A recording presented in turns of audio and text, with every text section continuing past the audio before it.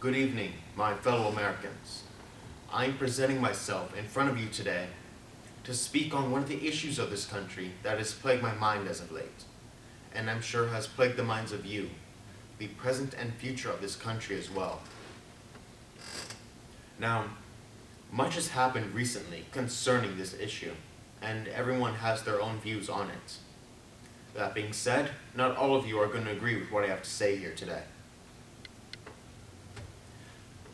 Nonetheless, I humbly ask those of you tuned in at home to continue watching and to keep an open mind, and remember that I am simply a man expressing his beliefs, as any American has the right to do.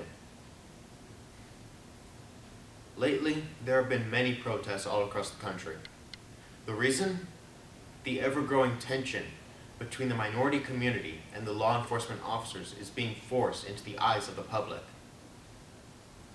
This tension has always been there.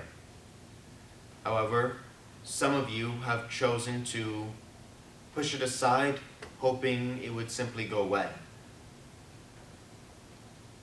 But we cannot afford to turn our backs on this matter. The problem is real, and it will not be fixed by turning away from it.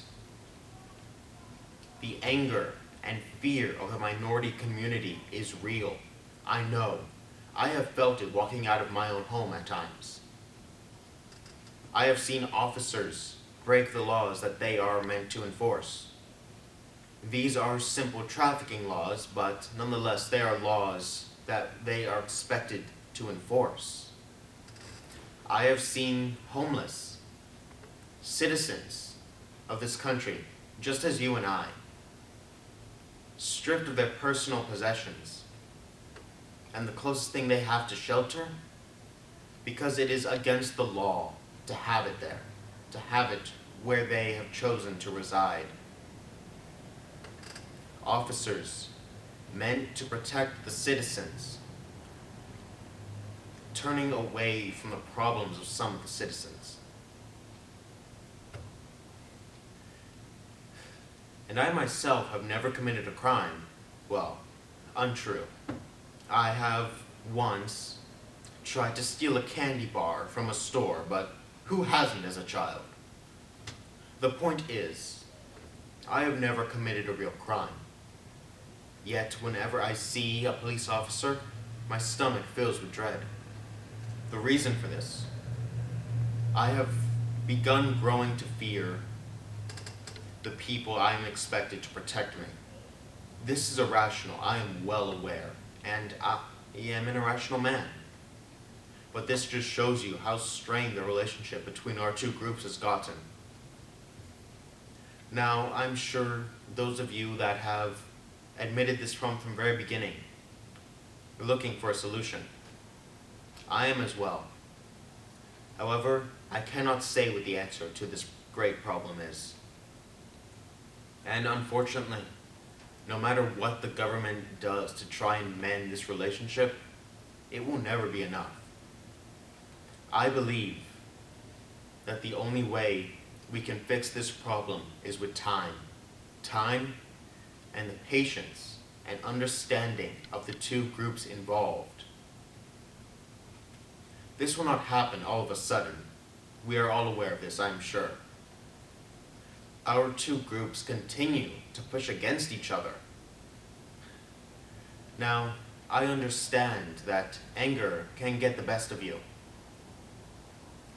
However, if we wish to see any change in the state of our country, we must be willing to let go of the shackles of the past and look towards our future.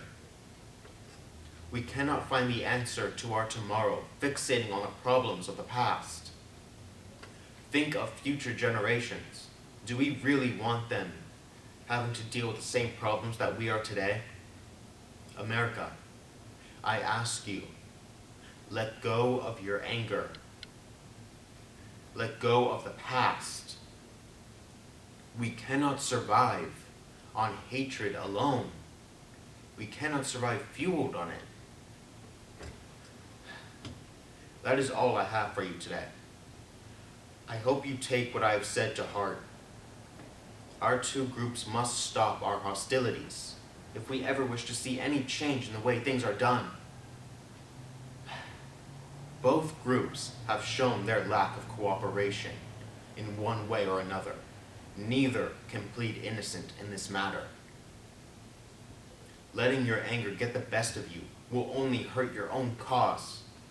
No matter how just you may think it is. I thank you all for your time.